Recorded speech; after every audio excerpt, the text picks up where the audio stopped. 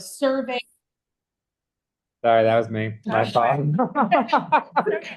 Sorry about that. These are the findings that came from the local education agency or district and charter survey, from the sessions with industry partners, and from the data that we received from the Department of Labor, as well as career and technical education data. And I printed them in folks' folders if that's too small. Oh, thank you. That's helpful. You have this beautiful blue folder provided for you by the Delaware Arts Alliance, and the findings are in there if you cannot see the screen. We are going to focus on just a few of these findings this morning. The one that might be most helpful for us to articulate, just so that we understand, and I'm going to read this because I think it's very important to help to level set. The first one that is bolded says that state labor market data systems do not fully capture creative economy employment. A significant share of creative workers, independent contractors, self-employed, and gig workers are outside standard employer survey methodology. What that means in other terms is that our data methodologies rely on employer surveys covering entities subject to unemployment insurance. That's how that is captured, representing approximately 92% of Delaware's workforce. However, a significant proportion of creative economy workers, like some who are in the room with us today, operate as independent contractors, self-employed individuals, or participants in non-traditional employment arrangements.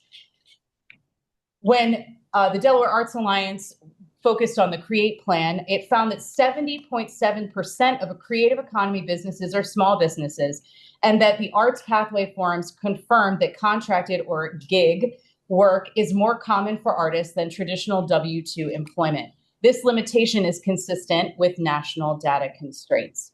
So that ties in quite a bit to finding out how maybe some of our areas of focus within the arts have not been recognized previously, and how we can help to work to support that in the future. Some other findings that might be of great value, this is something to celebrate. The arts and culture industries contributed $1.1 billion, that's 1.2% to the state's economy in 2023, with employment growth of 3.97% since 2020. Under our career pathways, our non-CTE career pathways, those that fall in that academic window, including most of the visual and performing arts pathways, are locally developed, which means they may not have state quality criteria oversight or formal data reporting. And that is potentially a place where we could look to make some growth or shifts. Another one that might be very important to share is that our pathways may not consistently include entrepreneurial and financial literacy competencies, which would be necessary to support those contract and gig work opportunities. So we have opportunities there as well. And then under career readiness, 69% of the local education agency survey respondents indicated students received inadequate exposure to creative career opportunities. Top gaps are employer representation and work-based learning access. And finally, the one that we are going to focus on right now is exploratory and immersive work-based learning experiences for high school students are often limited to students in career and technical education programs of study and schools with a dedicated work-based learning coordinator. So all of that to say, and here I go again, changing it on the wrong computer, our data system recommendations. So this is attributed to the Department of Labor to potentially consider augmenting the data framework with supplemental sources. Workforce surveys, job posting analytics, census survey, employment data to better capture creative economy employment, and to establish a reoccurring creative economy labor market consultation process tied to biennial comprehensive local needs assessments and program of study reviews. And in terms of other workforce agency recommendations, which could include the Department of Labor, the Workforce Development Board, and the Arts Alliance, the Workforce Development Board could consider developing a short list of creative economy candidates for board membership. As one of the requests within SCR 109, it was to have a member of the creative economy sit on their board, but their board is presently full. So the goal would be for them to hopefully at some point consider a creative economy candidate for a board seat.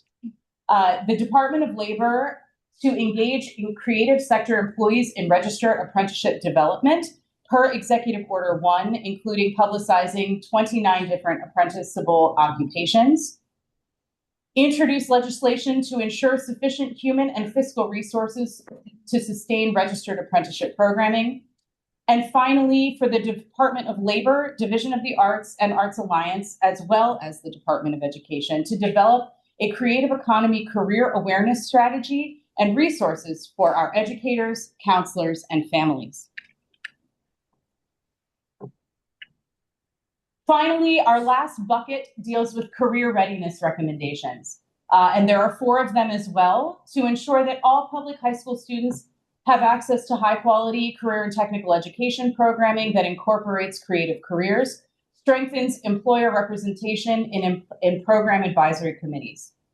Second, you heard a little bit earlier about work-based learning continuum. This is that we would encourage a recommendation around expanding work-based learning access to non-CTE students via a new early career experience course and consider a state-approved arts seal. Establish formal Department of Education approval, quality criteria, and data reporting requirements for non-CTE career pathways. In the findings, we talked about there being less quality criteria for pathways that are developed at the local level. So this recommendation speaks to that in the sense that there could be an opportunity to create an approval process for those types of pathways as well. And then finally, consider reinstating Rethinking Middle Grades initiative funding, extending career exploration to begin no later than grade 6. And add potentially a full-time employee to career and technical education work group for college and career navigation. So that was a lot of words, but we're going to start with a discussion around the 2 big buckets of recommendations. The one around data systems that sort of focuses primarily on the Department of Labor, and then the workforce agency's recommendation that encompasses the Department of Labor, Workforce Development Board, and Delaware Arts Alliance. So seeing these recommendations, are there any questions that the Arts and Culture Caucus might have around those recommendations specifically? I just want to note that Senator Racy Creed has joined us. Thank you, Senator. There's also 2 seats in the front for our waiting list in the hallway. We're sorry. Want to come down, feel free. Yeah.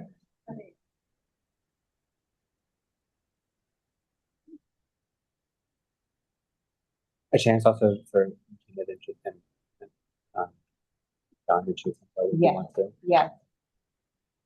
I'd like to take a moment, thank you, Neil, to acknowledge some really important key partners that were part of our stakeholder group as we were working through this resolution.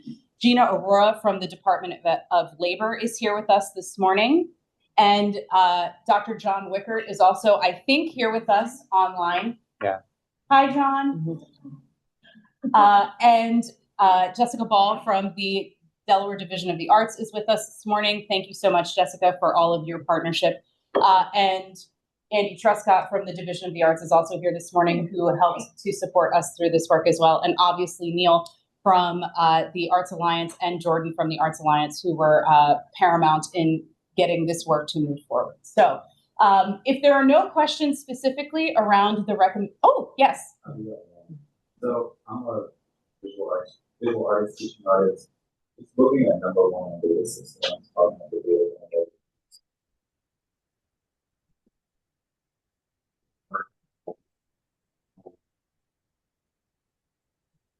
Like how would we design, like I'm not like responding to a specific genre or self-employment there, I guess could probably possibly put that in spirit and how is that really helping?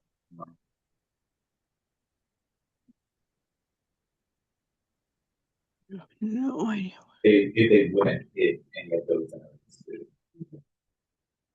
I want to see if I understand correctly. You're basically saying, how do you measure that? How do we measure your participation? Right. How would he get captured? How would you, yeah. Yeah. Like, we want to Yeah. one small contracted item.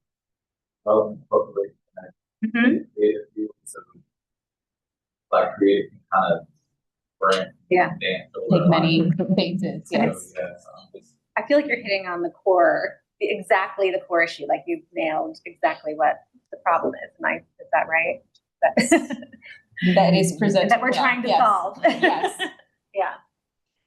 So I don't know if we know the answer to that yet. What do you think, Neil? And I want to make sure I understand too the downstream effects of that, of not being able to accurately capture the number of jobs in the state, then means programming that gets approved across Department of Education, Department of Labor, that is meant to support the workforce, isn't approved if we don't have the job numbers to support it. Is that your understanding too?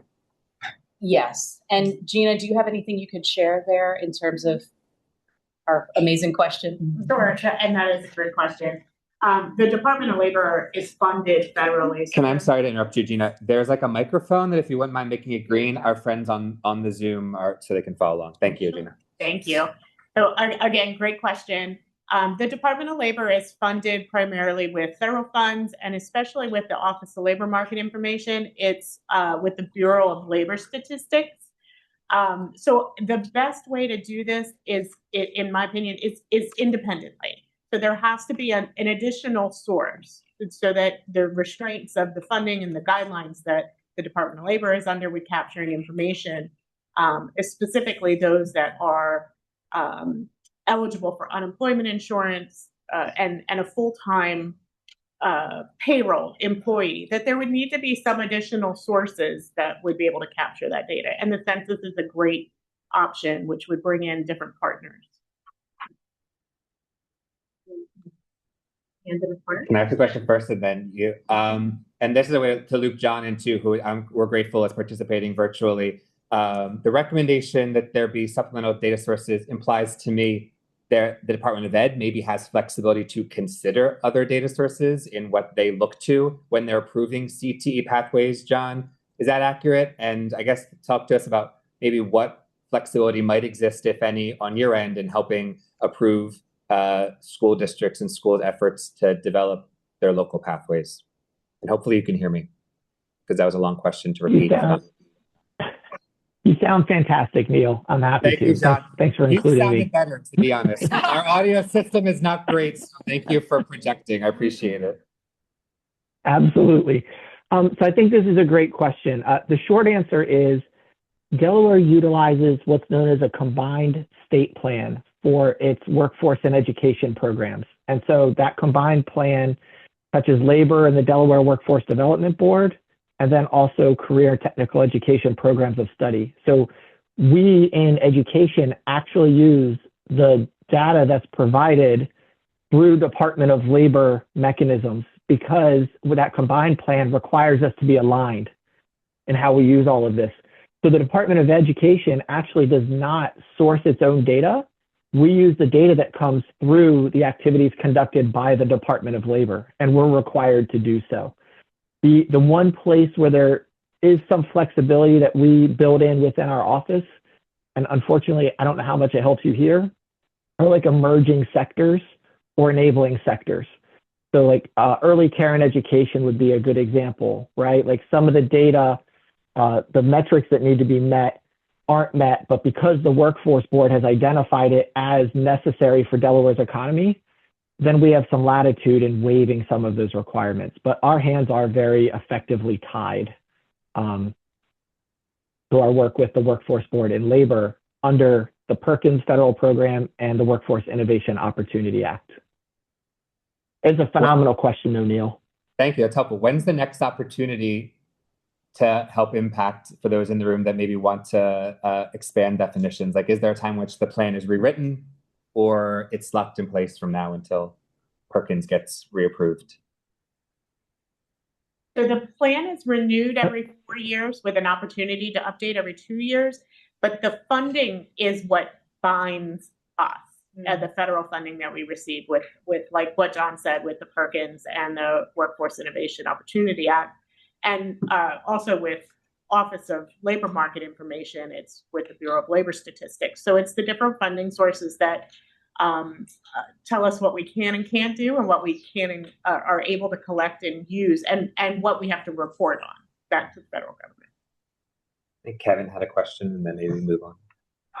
Yes. I'm Kevin McCollum. I'm a custodian for television advertising. I'm kind of curious about the certificate program.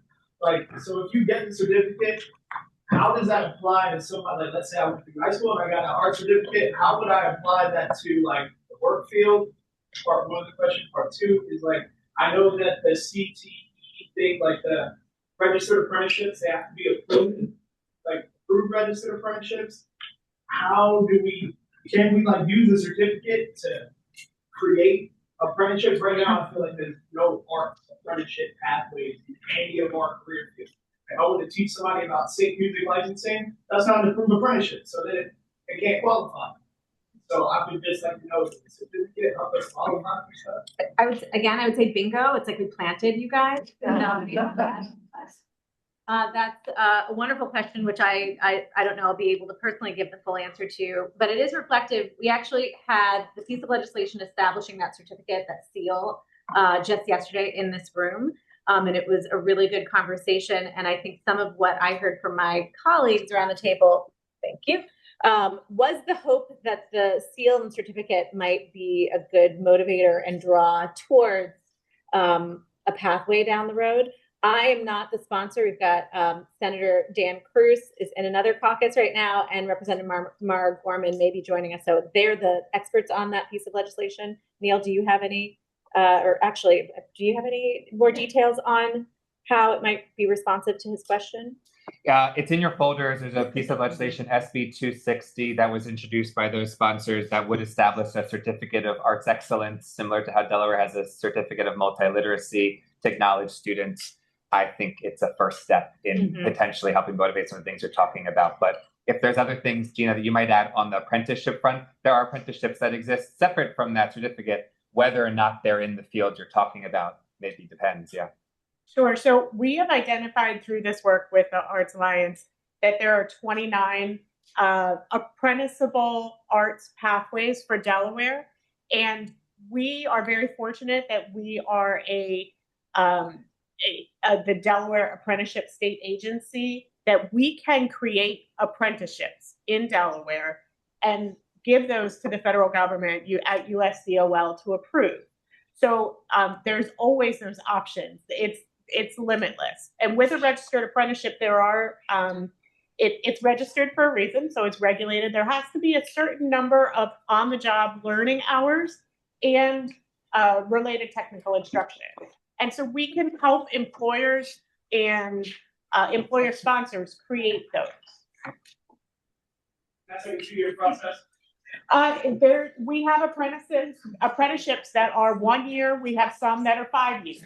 So it depends on the degree of difficulty and technicality of the trade that's being apprenticed for. Sorry, I don't mean to be. Sure. Yeah. This is why we're here. Yeah, so. Yeah, absolutely. So there are on the USDOL website, there are over 3,000 different registered apprentices that they recognize. And as a state, we can adopt any of those. And they can be a combination of comprehensive or on-the-job training. There's a way that we're able to help customize and craft this for you. So I'd be happy to talk to you more about that. Awesome. Thank you for that question. And while we have her, because she's going to jet right out again, this is Representative Mara Gorman. Gosh, this is such a full room. Oh my gosh. And I honestly, like, if you know me, you know this is my happy place. Like, to be with all of the arts people and just like fills my cup, fills my heart with joy. So thank you for giving me the 5 minutes that I have with you. So I'm here to talk about a bill that is being introduced in the Senate. Are you hearing it on the floor today? I believe we are hearing it on the floor today. So SB 260, and then we will be hearing it in committee and on the floor in the House next week, which will establish a a certificate of arts excellence for high school students. So there are 27 other states that have, there are 27 other states that have certificates like this in place. So we'll be joining, we'll be the 28th. And what it does is it encourages students who are already, I think, interested in taking arts classes to view it as not perhaps a waste of their time or be told by anyone that they're not being recognized for the importance of the work that they want to be doing. They'll get a distinction that'll be on their diploma. And I'm just really excited that we're going to offer this kind of recognition, I think, for students who sometimes are overlooked. I'm the parent of one of them, so it's personal. The achievement and acknowledging the significance of what it is that they're bringing. And I do think this actually fits in with the entire mission of what we're trying to do with the CREATE plan of keeping Delaware students here to do their creative work, to take it seriously and to show that it's a profession, a career, and a serious academic endeavor as well. So I couldn't be prouder to be the House sponsor of this bill. And I'm really, really excited that Senator Cruz brought it forward. Yeah. I'm sorry he can't be here today. Right. He'll be around. You'll see him, especially if you have his baby. Yeah. To stay through the day, we go in onto the floor to do our session where we actually vote on the bills and such at 2 p.m. So if you're still around, you want to watch us in action, you know, some of you will be there actually, because we're also doing a resolution on March 1st. Yes. So hopefully a lot of you get to witness that. So yeah, so it's one more step in Delaware toward elevating the arts and showing that it's a serious part of our communal life. Right. Yeah. Thank you. Are we turning things back? I think we have one more step from Laura, maybe. All right. So we do. So this is just finishing up the discussion specifically around the career readiness recommendations, highlighting a couple of things that are already underway at the department that will help to support some of these recommendations. So in the career technical education work group, they are already revising their hospitality, events, and tourism pathway to include opportunities for creatives within event management and fundraising. So that is working to be established presently. And we talked a little bit, I highlighted some work-based learning continuum components, and that primarily that falls under career and technical education. But there are local education agencies in Delaware that are already providing work-based learning continuum opportunities to students within those non-career and technical education creative pathways. And we are working to continue to support students to have greater access to those opportunities. So for example, I believe that Appoquinimink School District is one of our districts that is offering work-based learning opportunities to all students in their secondary setting to have some sort of work-based learning experiences. And finally, there is planning underway for that early career experience course that was noted to help support our non-CTE students in getting some additional experience with work-based learning activities, et cetera. So those are just some preliminary things that are currently happening as we continue to look at all of the findings and recommendations and make some additional plans and hopes for our future. And so my last slide is a shameless plug for the celebration for our creative students going on to college or career in the arts. It's our Futures in the Arts celebration, Tuesday, May 12th at 6 p.m. at the Smyrna Opera House. We encourage you all to attend to celebrate our students. Are there any students in here who have already registered to attend? No pressure. Raise your hand. Yay! So this is the event that you had last year too. This is such a good event. Everyone should go to this. It will again, fill your cup, lift you up. It is amazing. Yeah. So please send me an invitation. Absolutely. Do that. I'm on a calendar right now. Yeah. So again, wouldn't miss it.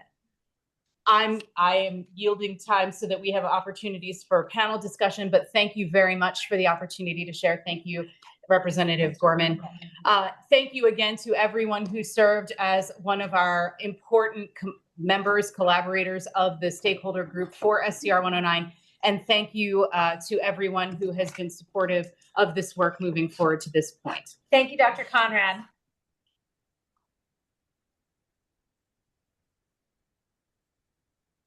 So in preparing for this caucus meeting, there are a number of students, teachers, industry leaders who have looked through this report, and we asked them to come sit on a panel, share your responses. But before we do that, I do want to recognize Senator Siegfried. You also have a piece of legislation that you're running that is pro-arts, and would love to give you a minute to talk about it if you feel comfortable, either now or at the end. So please. Turn on that mic so they can hear you online. There you go. Thank you very much for that opportunity. So, people here certainly who have gone to any kind of venue and purchased a ticket from Ticketron or another scalper like that, who's elevating the price to astronomical price, that's just wrong. And you may have seen in WHYY recently, as of yesterday, that there was a lawsuit against this company to try to break them up, right? And to really free up artists, performers, and venues to take charge of what that price should be. And so I live in Arden, and hopefully everyone knows that Arden is kind of, in my opinion, the epicenter of the art. No.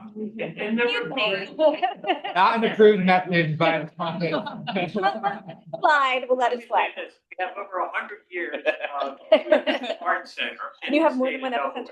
Yeah, founded It's the by whole artists state, yeah. over 100 years ago, and you know there are artists and there are social reformers like myself and others that like to really charge ahead with the arts. And many people who know Ron Ozar and our concerts that we perform every year, the Arden Festival in September, et cetera, et cetera. So, you know, we're trying to get this bill up. I've been back and forth with our DOJ department. It looks now that we have a green light, and I'm going to present this hopefully next week. Great. And the idea would be that in Delaware, the scalpers are not going to be there anymore. They're out. And it's going to be up to the artist and up to the venue to set the price. And there are, you know, penalties for any scalper that wants to come in. So I think this is going to be, you know, another step forward for all of you, you know, performers and artists and venues. So thank you very much. I appreciate your support. Thank you. And I'll just. I'm thankful to Senator Siegfried, especially for describing that to us. And I just want to reiterate, I know we're here today to talk about arts education, but when we are present in this building, reminding all of our legislators of how much we care about arts and culture, lots of different things start happening that are beneficial to all of, you know, to the whole arts and culture sector. So that's thanks to you all that we're starting to see a lot more action here in Dover on that topic. Wonderful. So Sadie, no, I think we can hear you from there too. Let's start things off. I've asked you all just a simple question. What are your reactions to what you've learned today about SCR 109?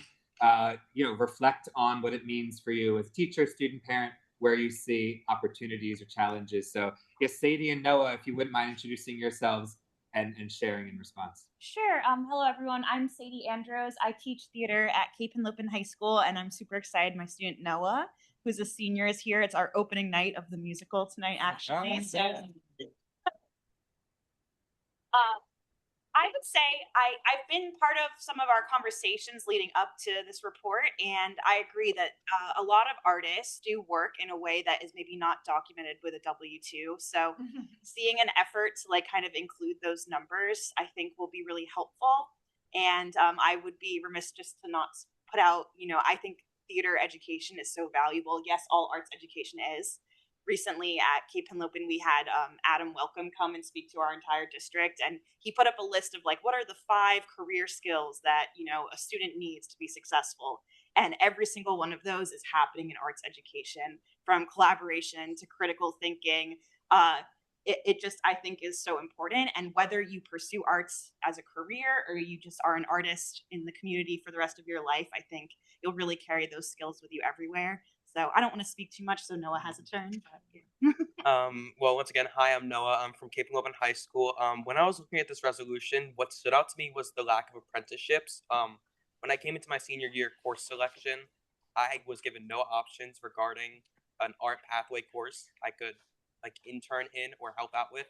The only one was teacher's aid for Miss Andrews, which I've loved every second of. It's amazing, but it's not something I can use as like an official piece of documentation like I can bring to college. So I would love for there to be more like official apprenticeships. And I'm currently doing one at the elementary school, but when I pushed for it, there was no access to any arts internships. Like I can't intern in the music department, band, anything like that. So it was kind of disappointing to see a lack of that, which I'm really glad this concurrent resolution is pushing for that, because I know students below me much better than me would love to do that, such as music internships.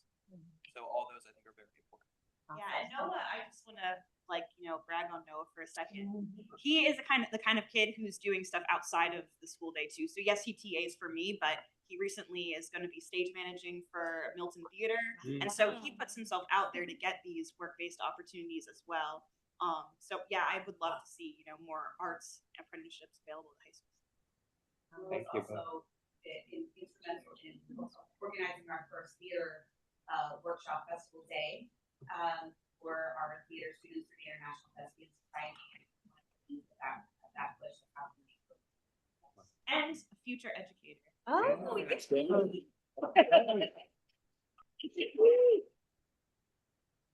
I just want to note quickly that Senator Eric Buxton has also joined us, and between the three of us and Rep. Mark Gorman, who's here, that's your leading sponsors of the March for the Arts resolution that we're going to work on the floor today. So thank you. And please make sure to thank Senator Buxton. He also sits on the Joint Finance Committee and was a huge asset and ally and advocate for the arts over the past year. So please give him all of those Total kudos champ. too. I think Todd, you're up next, please. I'll go first. And don't forget, green the microphone for our friends on the. Green it. When I'm viewing this, I have several lenses. I'm a professional artist myself. I'm an art educator, and I'm the parent of 4 creative children, one of whom graduates this year and is pursuing a creative field. I can't help but think of the uncertainty and just the need for giving resources so that we know our children are prepared, because they are our future workforce. I relate back, I'm an elementary school teacher, and seeing the young people in here, my students recently learned about the Oregon Trail and about how it was a vast, untapped wild frontier, and it was the trailblazers, the people who gave a path to others, that they could follow that path and really reach their destiny, really reach their goals. And for thousands, for millions, they found their place. They pushed this country forward by following those pathways. And that's what we're trying to establish here, is what pathway. We need a true collective partnership if we're going to work with local artists, if we're going to find the data correctly, if we're going to make us not only shareholders but stakeholders of what is needed and are we prepared for the workforce. It's going to benefit us on all levels. So I'm excited as a parent. I'm excited as an educator. And as an artist myself, I've seen what happens when you enter that creative field. I mean, the arts is competitive and ever changing, and it evolves right before you. And when you enter that field and you're a leg behind because you haven't had exposure to technologies, to marketing, to networking, and other people in the field are competing against you, it's a deficit that's hard to overcome. So giving our children that advantage, that they're in the field, they have that work experience, really puts them on level playing field.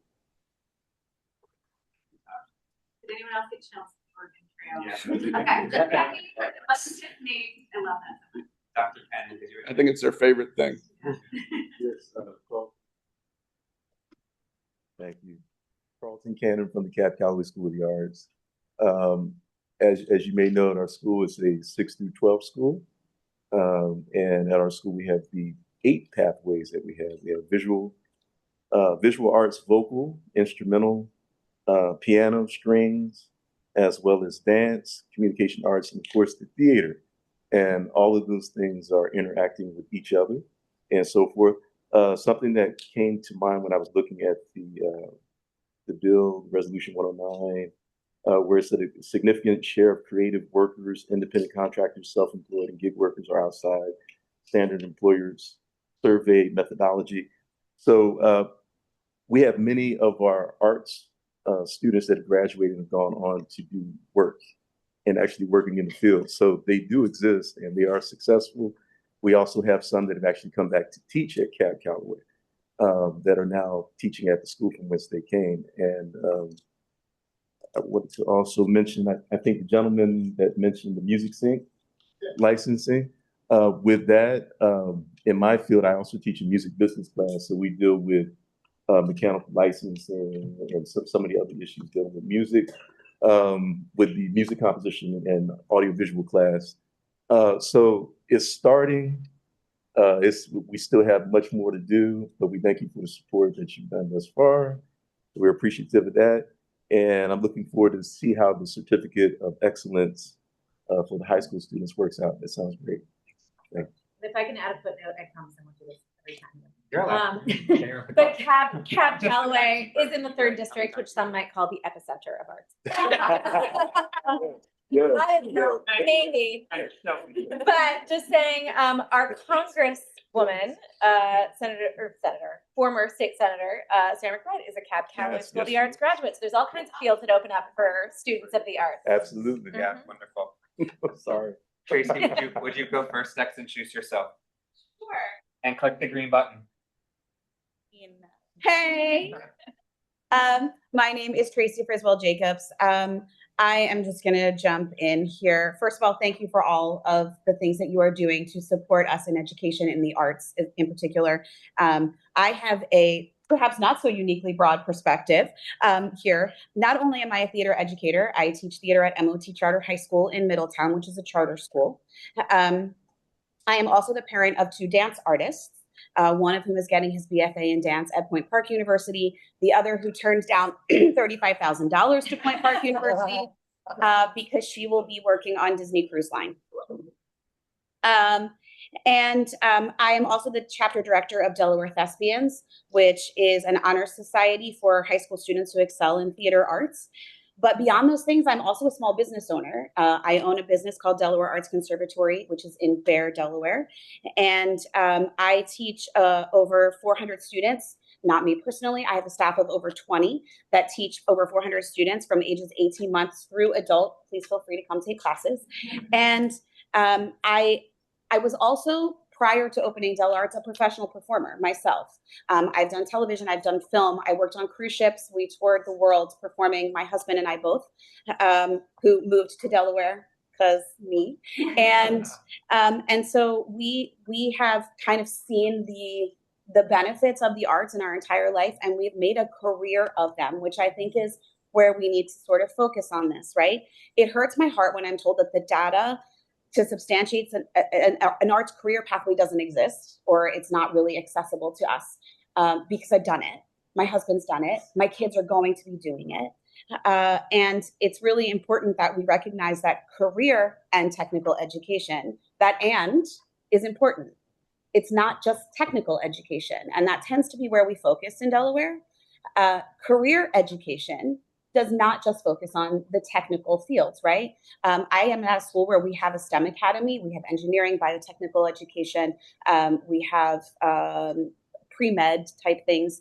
We also have business and marketing. On the art side, we have all of the same kinds of things that CAB has. So it's important that we benefit both programs through these policies that we're trying to enact. The arts is a multi-trillion-dollar industry in the US, and I think we need to prepare our students for entry into that field. Making connections for my students has been really critical in leading them to successful careers in the arts. We do a lot of things at my school and also at other schools in theater arts, where we have capstone programs where they absolutely have to do work in the arts to achieve their graduation requirements. And a supported career pathway would allow that to happen. In the concurrent resolution, as I mentioned, it points out that the statistics don't substantiate a lot of what I have spent my life doing. My employees are not recognized in the state data that we use. I was not recognized in the state data that we use. And that's a little hurtful because I pay my taxes, right? And so I do think that we need to find ways of bridging that gap. We have over 85 dance studios, just dance studios in Delaware, and none of them are represented in these statistics. So we definitely need to work on that. Lastly, as a teacher, it's imperative that we support and provide access to funds for the arts as career pathways. we were told that we could try to build a local pathway at my school. But to do so, you have to align the standards of what we teach in theater and music to existing pathways. My standards do not align with engineering. My standards don't really align with most of what is available to us to align them to. So we need to come up with another avenue to find that pathway acceptance in the arts. And lastly, you know, as Dr. Cannon said, we're already training students to be successful artists. I can name dozens of students that I've personally taught along their pathway that are currently working at theme parks, on cruise ships, on national tours, on Broadway, a number of them in films, television, Netflix series that you probably watched when you were binging something at home, as singers fronting internationally known bands, photographers that are in demand both in our state and beyond, visual artists that work hand in hand with multimedia, multi-million-dollar companies in marketing and advertising, and they are career ready when they are leaving our programs. A lot of them are not going on to further training because they are getting jobs coming out of our high school programs. Or if they are pursuing it as a degree, they're getting into some of the most prestigious university and programs available in their field. So we're doing the work. We want to continue to provide that and make it even better. So thank you for what you're doing now, and let's get there. Thanks, Tracy.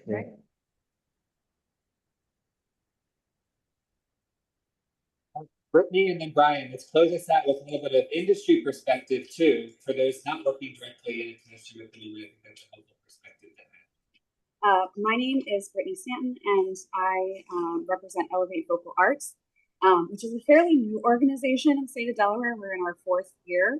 And first, I just want to say SCR 109 report was a monumental task, and thank you, Dr. Conrad, for your work and the key stakeholders that collaborated on that effort. And the thing that I appreciate the most about it is it really lays out plain and simple what needs to be done. And the problem that I see is not actually tied to funding, but rather bringing all those key stakeholders together in such a way that we can be on the same plane, that we can walk through the door together in this work and agree on what needs to be done. And in some of those cases, it might mean making concessions on what standards might look like, or who gets money because of what, and being creative thinkers and strategic problem solvers to make it actually happen. And the work that we're doing at Elevate Vocal Arts is interesting to me in alignment with this because it's kind of why we exist. It's centered around education. It is centered around the arts. But at the end of the day, everything that we do at Elevate Vocal Arts is tied into workforce development. And so, for example, we run a summer institute program, which is a 5-week apprenticeship, not a registered apprenticeship, just for clarity.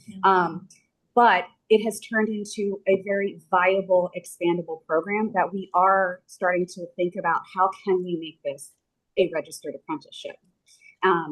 Our other kind of education things that are happening in the background is my founder and artistic director, Carly Emerson, and I, several years ago, thought, we need a music CTE program. How do we make this happen? And so, like, we were already kind of talking about it, and this report has been really instrumental in kind of driving our thought process of like how we can be influential in bringing that to fruition.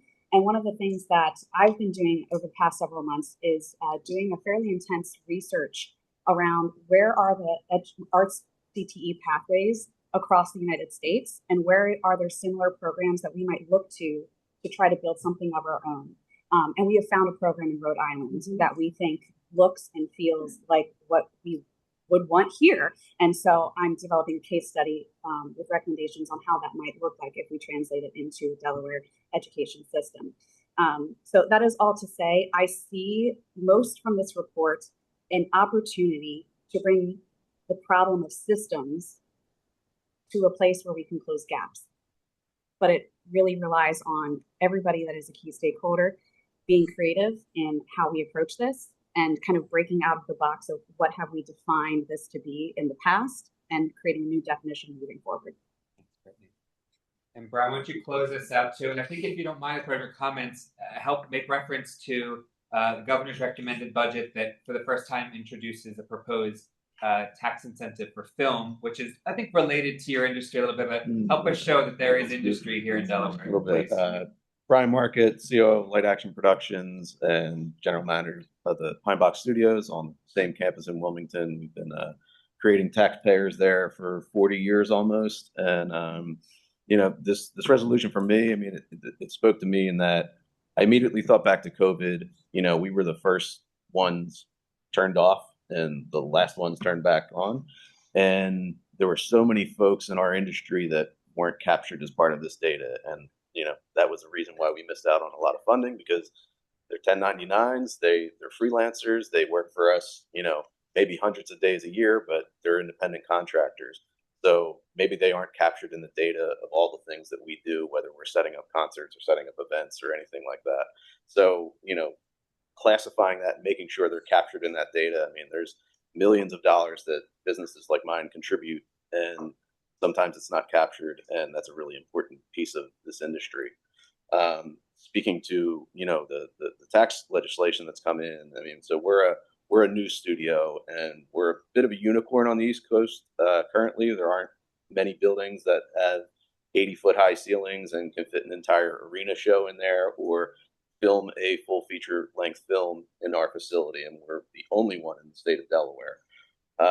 We don't have a tax credit on the books, and the feedback that I get from the folks that do work in this industry is that work will not come to Delaware until they get a tax credit, because they have surrounding states and they have other states like Georgia that are very tax advantageous to do their film work in. So they take that work to where they're getting their money back. But if we did have credit on legislation, they get money back in their pocket, and it makes sense for them to film in a location like ours. And once they do that, they realize, oh my God, it's so much cheaper here in Delaware. So, there's great talent here. And then that creates work within the state that gives jobs to all these artists that, whether they're photographers, cinematographers, directors, all of those folks, there are creative people here in Delaware. I've seen them. They film commercials at our spot. They just can't have that, that industry doesn't exist yet. And it's because legislation isn't there yet to give these people money back in their pockets. But I know that faucet will start opening up once that's on the book. So I think that's a really important step of getting pathways for folks that are, coming up in the arts in high school so that, hey, there's revenue in this state. I can keep my job at home. I don't have to move to California or New York where this work is. I can stay right in the state of Delaware. I can create and I can bring money back to Delaware and employ other people. That's what we're looking to do here. That's a great point, Brian. And can I ask you to rattle off what are some of the jobs that folks you contract with in your space? Like, I didn't know there's stage technician is a job, right? For instance. Yeah, I mean, there's we build all sorts of things. Whether you start with lights and sound and video. That's kind of your first things, but you also need a stage and a roof to perform on when there isn't one existing. If you're out in the middle of a field or a concert at a festival. So there are many folks that are incredibly skilled and knowledgeable and practically engineers, knowing how to build a specific structure that can hold hundreds of thousands of pounds of audio and lighting and video. So they're very technical people and way higher educated than I am that put together stages and roofs. So there's stage technicians, there's lighting technicians, and then there's all the support work that goes into that, because all of that equipment has to get prepared in a warehouse and it gets loaded onto a truck. So it hits really every division where there are extremely technical folks to just day laborers that are loading trucks and unloading trucks all day, but there's a skill to that too. It's like packing Tetris into a trailer. So they have to figure out how things fit and how they're arranged and how they move around. And then there's the drivers, the logistics that get from point A to point B. We do shows not just in Delaware, we do shows all over the country. So that's a whole different technical skill there of semi drivers and logistics personnel of figuring out how are we going to get this here.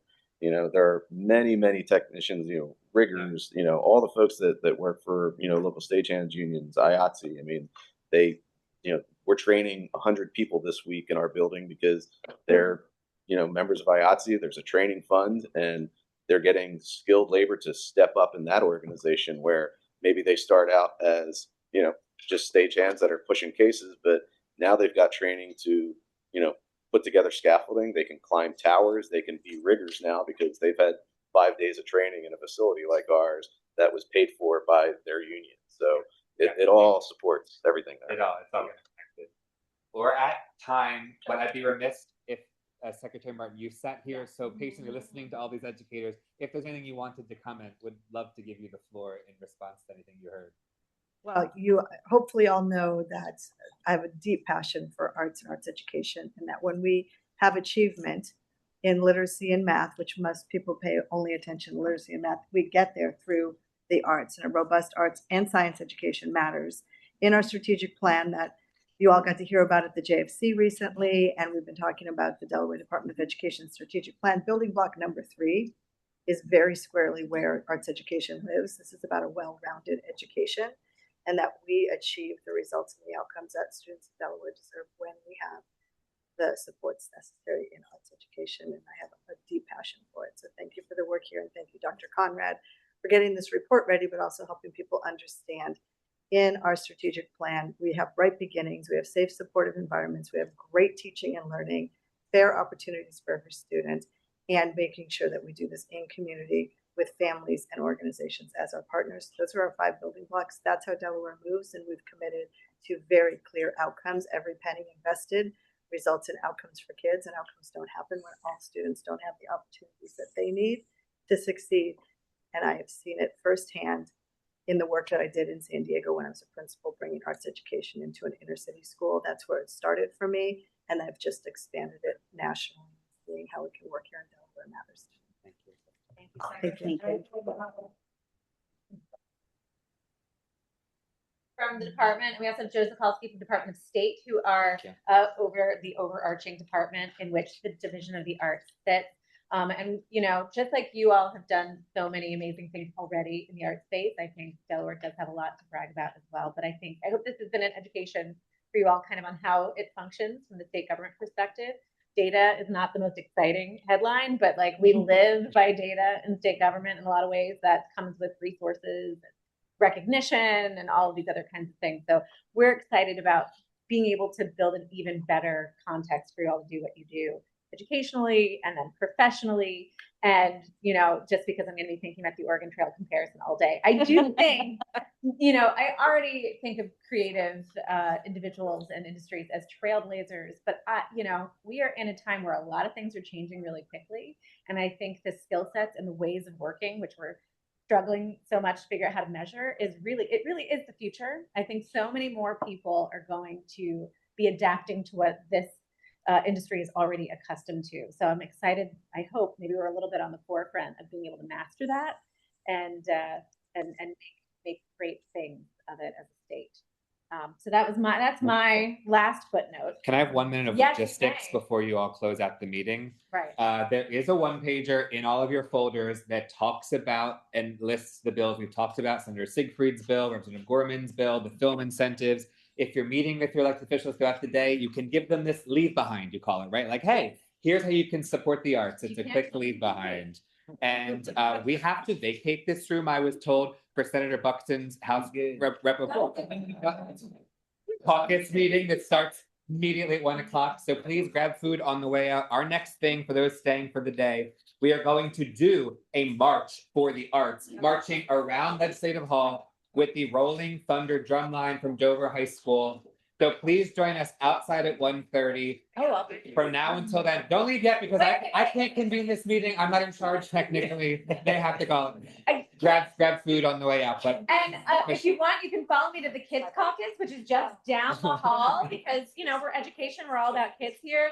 You can come there. There's more snacks and more legislators to talk to. So feel free to follow me there. And if you're interested in trying to get a legislative meeting and haven't gotten one, I don't see Melissa's here, our friend from Dana, or I can help. We know the hall really well, and we can lead folks around. So Representative Shoup, Senator Lockman, please close us out. And thank you all for being here. Have a great day. We'll see you on our respective floors between 2 and 3 o'clock. Yep. And maybe at the march. Hopefully. Yep. Cool. Thank you, guys. Thank you. Thank you, everybody online. Hopefully you hold that. Talk to you soon.